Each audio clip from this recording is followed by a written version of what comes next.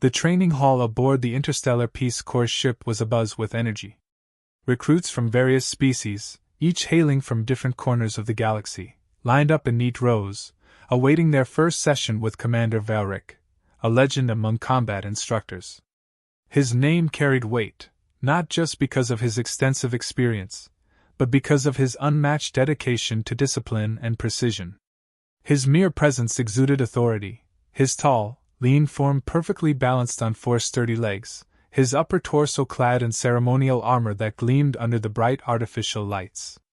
"Welcome to the apex of interstellar combat training," Valric began, his voice resonating across the hall.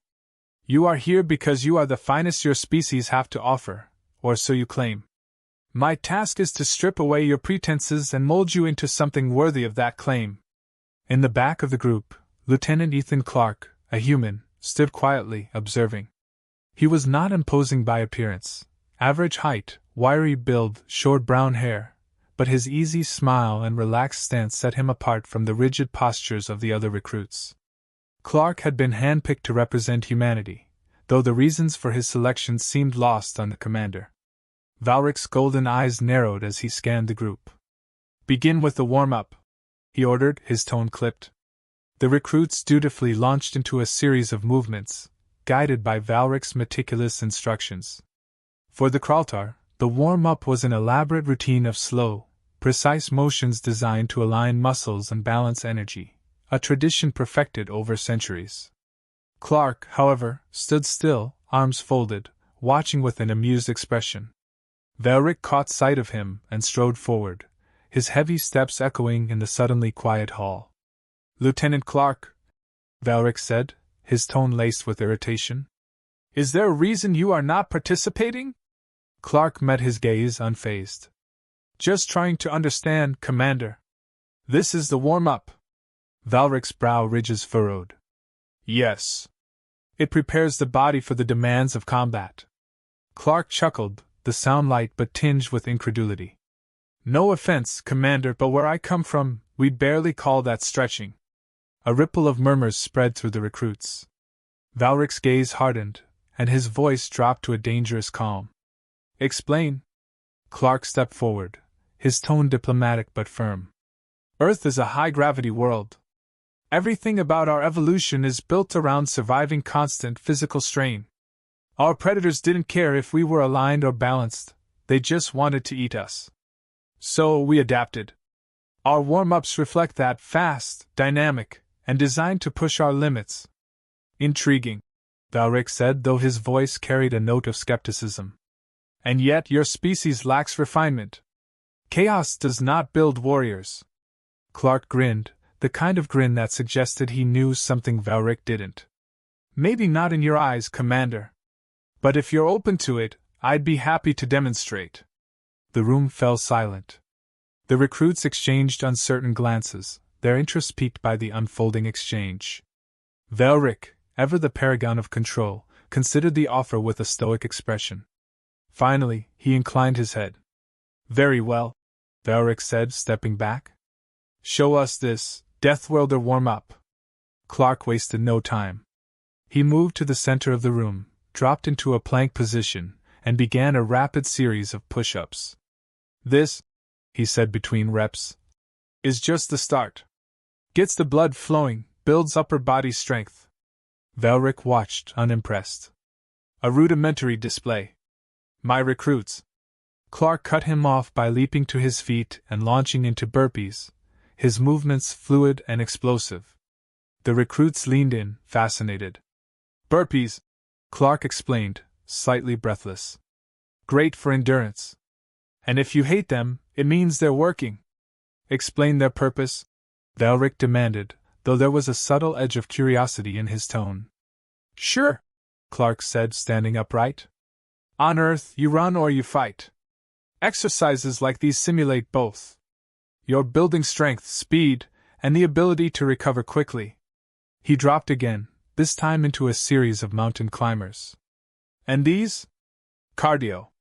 Gets your heart rate up, because if you're not moving, you're dead." The room was silent except for the sound of Clark's steady breaths and the faint rustle of fabric as he moved. Valric's golden eyes remained fixed on him, unreadable. When Clark finally stood, barely breaking a sweat, he turned to the commander with a casual shrug. "That's the warm-up," Clark said, his tone almost teasing. "What do you think?"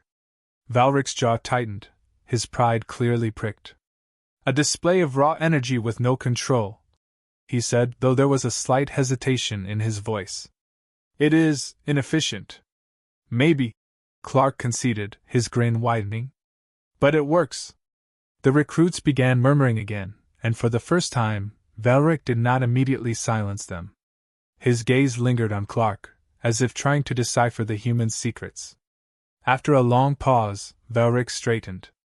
"Tomorrow," he said, his voice calm but commanding, "you will demonstrate this method with me.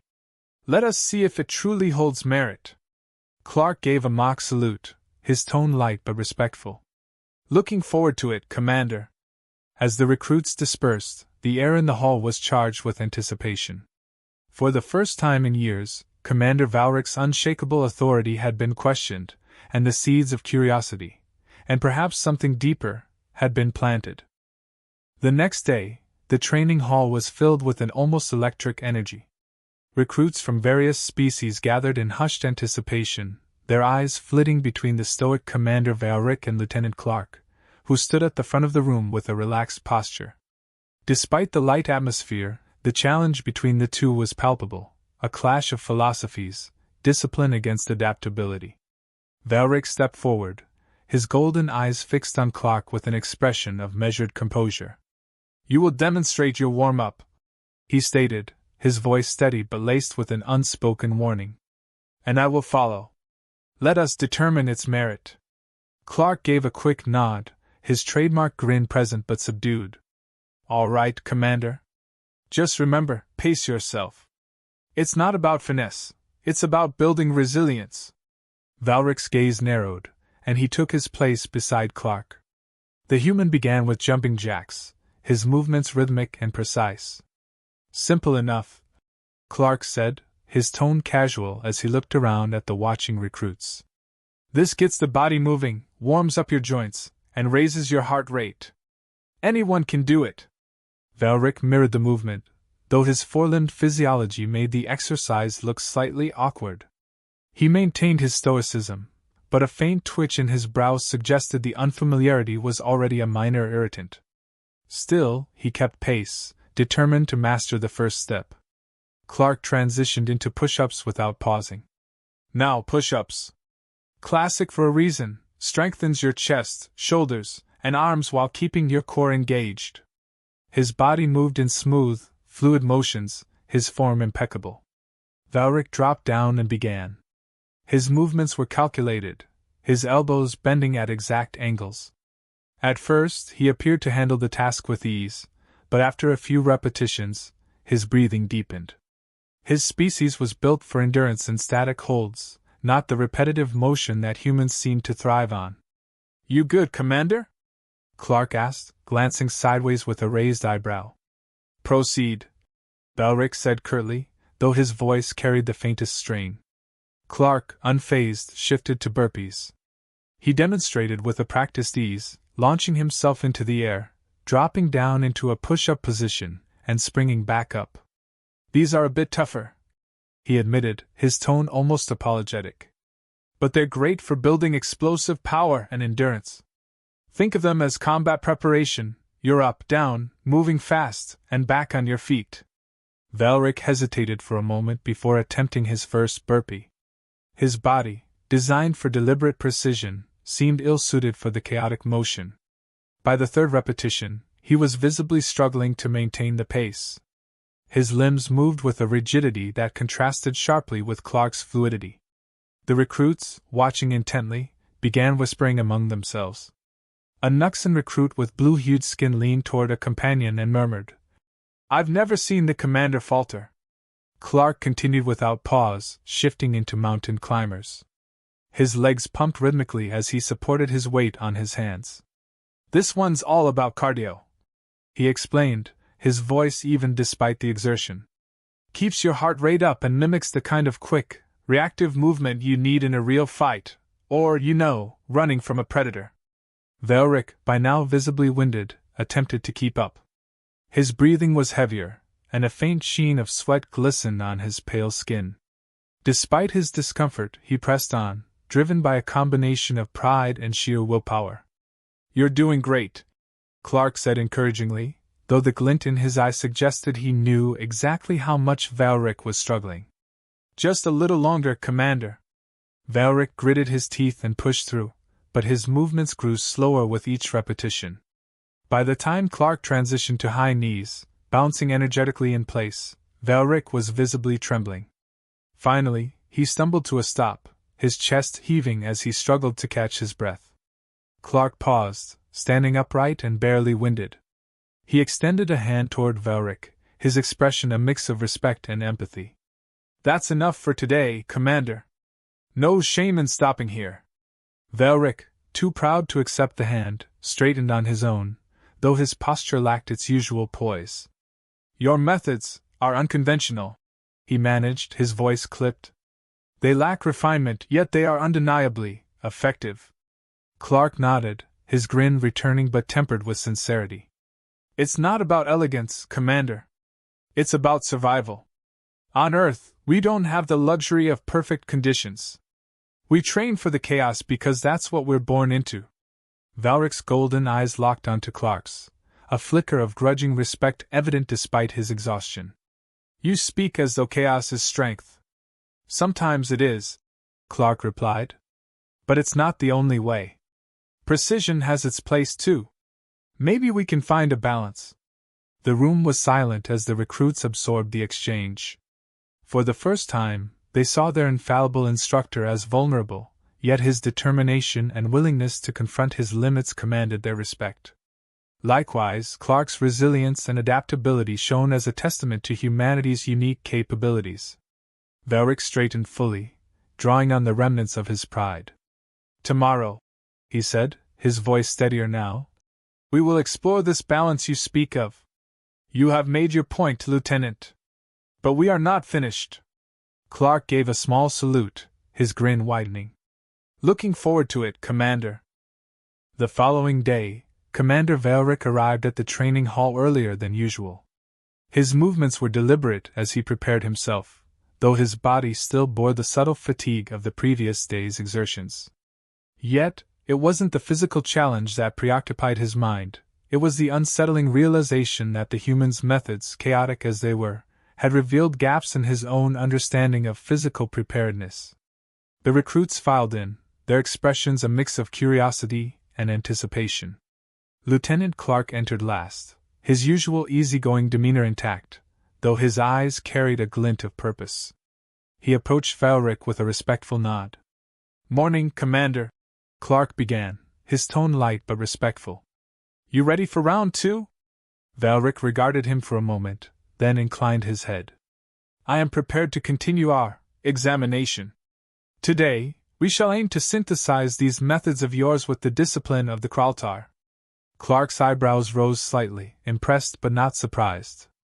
"A hybrid approach? I like it. Let's get to work." Valric stepped forward, addressing the gathered recruits. "Yesterday, we witnessed a demonstration of strength and endurance through unorthodox methods. Today, we shall focus on integration, combining the energy of chaos with the precision of discipline." The recruits murmured in agreement, their anticipation palpable. Clark took the lead to demonstrate, beginning with basic stretches, a nod to the Kraltar tradition. "All right, let's start with something slower. Stretching isn't just for show, it keeps you flexible, reduces injuries, and gives your body a chance to prepare." Valric followed, his movements fluid and practiced. As the group progressed, Clark added subtle variations, encouraging dynamic stretches that required balance and mobility. The recruits hesitated at first but soon fell into rhythm, appreciating the balance between focus and motion. After the warm-up, Clark transitioned into strength drills, pairing push-ups with Valric's insistence on controlled breathing and posture. "Commander's got a point about form," Clark admitted as he demonstrated a modified push-up with deliberate pauses. "Slowing things down here isn't about making it easier, it's about maximizing efficiency. Valric observed closely, his sharp gaze dissecting Clark's movements. Precision creates a foundation, he said, addressing the recruits. If one cannot master control, chaos will inevitably lead to failure.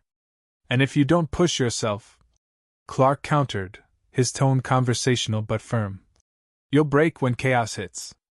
It's about knowing when to hold the line and when to move with the tide. The recruits nodded, absorbing the balance between the two perspectives. Clark shifted the routine again, introducing interval training.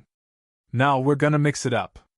30 seconds of mountain climbers, then 30 seconds of plank holds.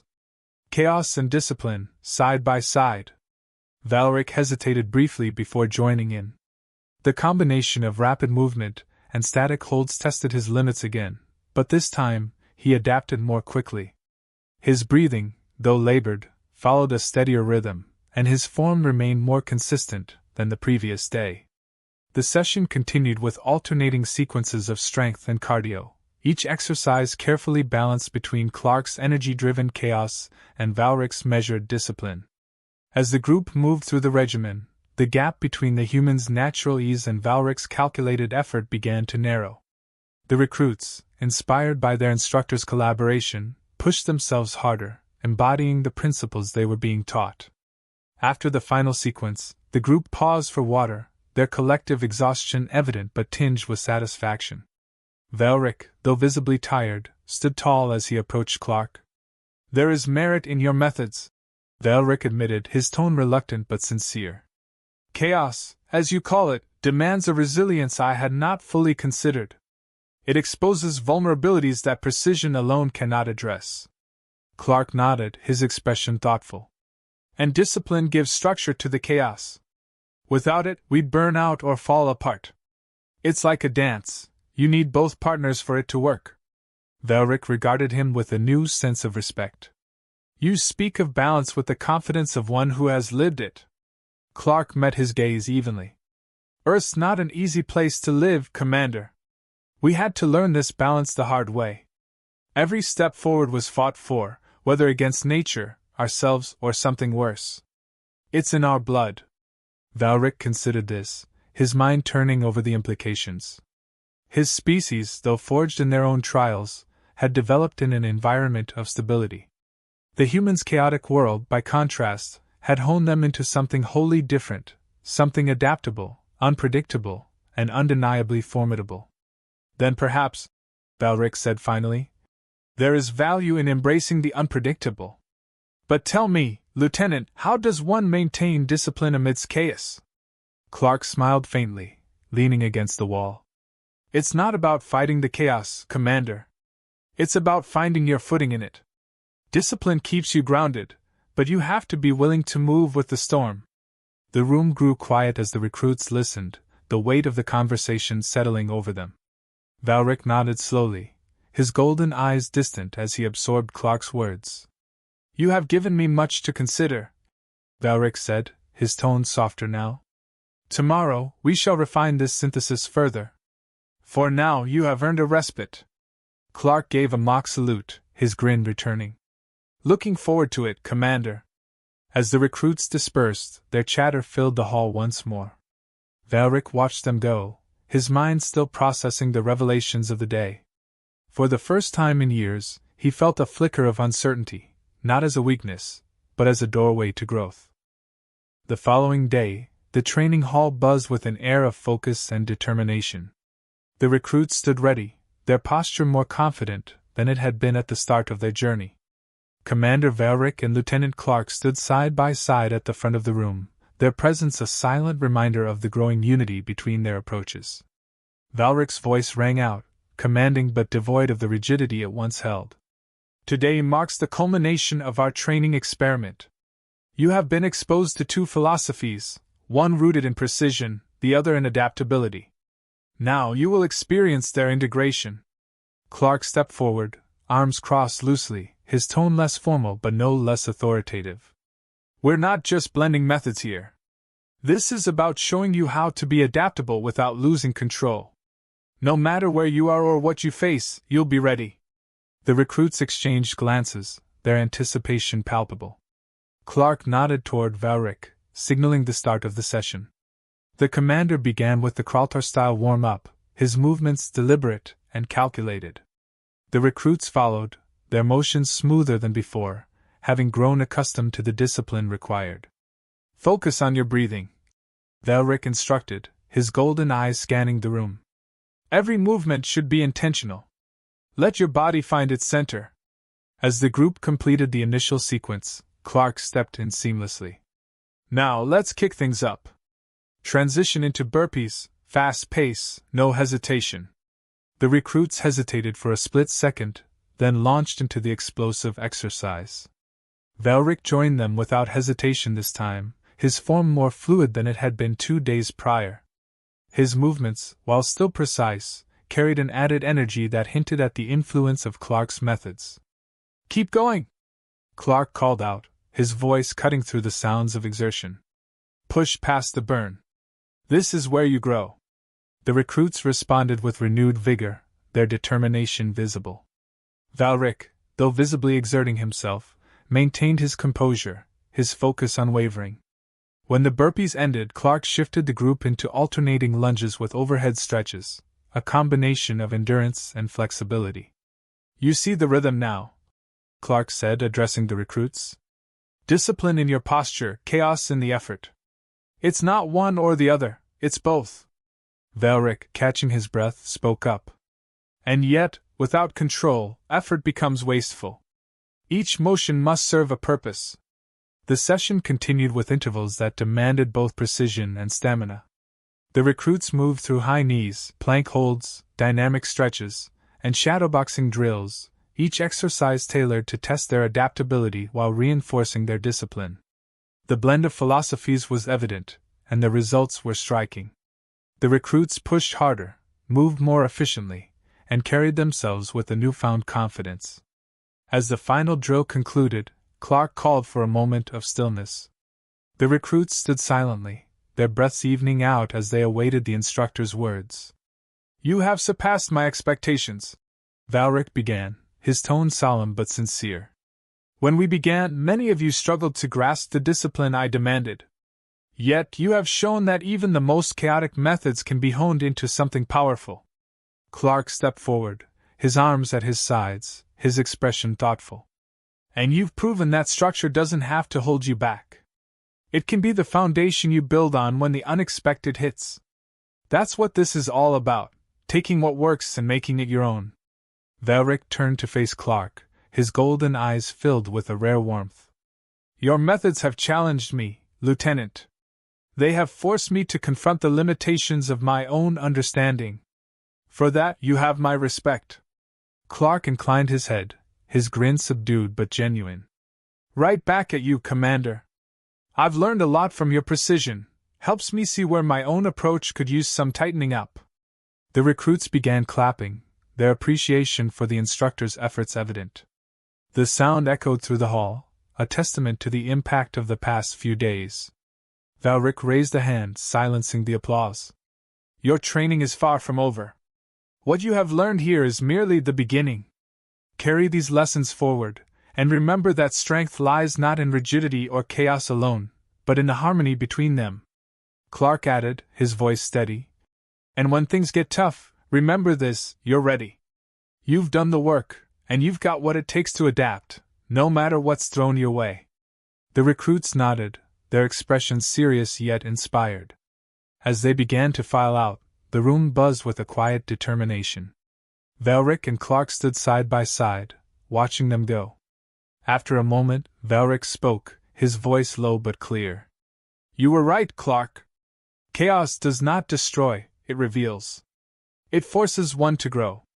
Clark glanced at him, his grin returning. "And discipline doesn't stifle, it focuses. Together, they're a force to be reckoned with." Velric offered a rare smile, subtle but genuine. "Perhaps there is more to your chaos than I initially thought." "Same goes for your discipline, Commander," Clark replied, extending a hand. Velric hesitated briefly before clasping it in a firm shake, their mutual respect solidified. As they parted ways, the training hall stood empty, yet it carried the weight of transformation. The lessons forged there would echo far beyond its walls, shaping not just the recruits but the galaxy they would one day protect.